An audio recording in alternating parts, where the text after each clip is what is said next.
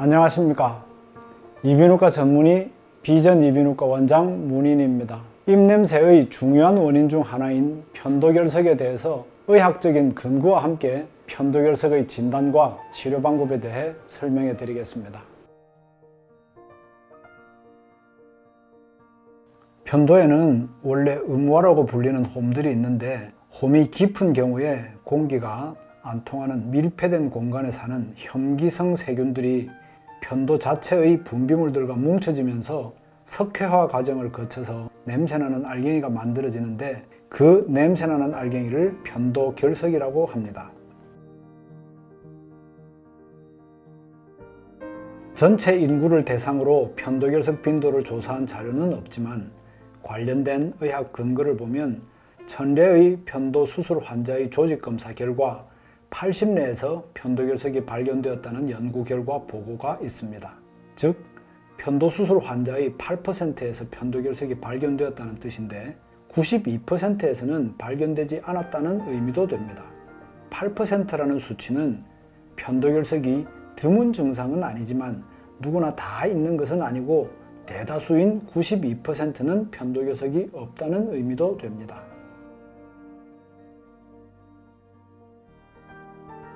그냥 목만 아 해서 봐서는 편도결석이 생기는 부위를 못 찾는 경우가 많습니다. 인터넷 의료 상담을 하다 보면 입안 사진을 찍어 놓고 편도결석이 있는지 봐달라고 문의하는 경우가 종종 있는데, 편도결석은 편도 앞주름 뒤에 숨어 있는 경우가 많기 때문에 후두 내시경으로 편도 앞주름 뒤쪽을 확인해야 제대로 알 수 있습니다.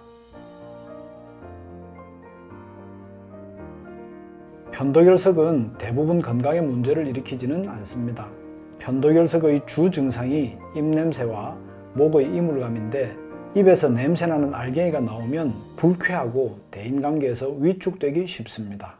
실제로 편도결석이 일으키는 입냄새 때문에 불편해하는 분들의 하소연을 들어보면 이렇게 편도결석 자체뿐만 아니라 심리적인 위축 때문에 사회생활에 불편을 느껴서 편도결석이 근본적으로 안 나오게 하기를 원하는 분들이 많습니다.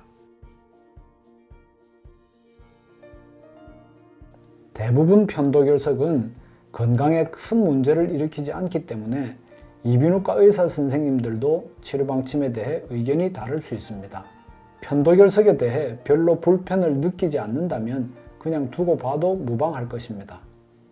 그런데 편도결석 때문에 너무 불쾌하고 신경이 쓰여서 꼭 없애고 싶은 분들의 경우에는 편도결석을 임시로 제거만 하고 그냥 지내도 된다라는 진찰 소견을 들으면 만족스럽지 않을 수도 있습니다. 편도결석으로 많이 불편하다면 더 꼼꼼하게 후두 내시경으로 편도 앞주름 뒤쪽을 잘 확인하고 더 근본적인 치료가 필요할 것입니다. 편도결석을 수십 년간 연구한 콜롬비아 대학병원 교수 출신 크레스피 박사팀의 연구에 따르면 편도결석은 그냥 돌이 아니고 살아있는 바이오필름 덩어리라고 밝혀졌습니다. 바이오필름이란 것은 균막이라고 번역하는데, 세균이 껍질 속에 숨어있는 상태이기 때문에 항생제로도 치료가 되기 어렵습니다. 면봉이나 뾰족한 도구로 집에서 편도결석을 제거하는 것은 비위생적이기 때문에 추천하지 않습니다. 가글이나 양치질이 구강위생에 일시적인 도움이 되기는 하지만, 편도결석을 흡입기로 임시로 제거해도 깊은 편도홈 구조가 남아있으면 또 생기게 됩니다. 결국 근본적으로 편도결석이 안 생기게 하려면 수술로 치료할 수밖에 없습니다. 인터넷에 종종 편도 구멍을 약물이나 레이저로 막는 방법이 있다는 내용이 소개되고 있는데, 편도 구멍을 약물이나 레이저로 막는다는 것은 잘못 알려진 내용입니다. 편도 수술은 그림 좌측 두 가지처럼 편도를 완전히 뿌리째 제거하는 방법이나 우측처럼 편도를 부분적으로 제거하는 방법들이 있습니다. 보통 말하는 편도 수술은 한 번에 완전히 편도를 잘라내는 편도 완전 적출술인데, 한 번에 거의 모든 편도결석이 해결되지만 대부분 전신마취로 수술하게 되고, 2주 정도 통증이 매우 심하고 수술 후 출혈의 위험이 3 내지 10% 정도 됩니다. 과거에 CO2 레이저만으로 편도 표면을 태우는 방법이 시도되었는데 여러 차례 수술이 필요한 단점이 있었습니다. 스탠포드 대학병원 콜타이 교수팀은 어린이 편도 비대의 치료를 위해 분쇄 흡입기로 편도 캡슐을 남기면서 편도를 부분적으로 제거하는 피타라는 방법을 보고했는데, 이 방법은 편도 결석 치료 방법이 아니라 어린이 편도 비대의 치료를 위한 방법으로서 통증과 수술 후 출혈이 적은 장점이 있지만 고가의 특수 장비와 전신 마취가 필요합니다. 이 방법을 응용해서 고주파와 레이저를 이용하여 국소 마취 하에 편도 캡슐을 남기고 편도 결석이 생기는 홈 깊이만큼 편도를 부분적으로 제거하는 캡슐 내 편도 부분 절제술이 시도되었는데, 이 수술 방법은 국소 마취로 수술할 수 있고 편도 완전 적출술에 비해 상대적으로 수술 후 통증이나 수술 후 출혈이 적은 방법으로 한 차례 수술로 92.7%에서 편도 결석이 치료되었다는 내용으로 대한이비인후과 학회지에 보고되었습니다.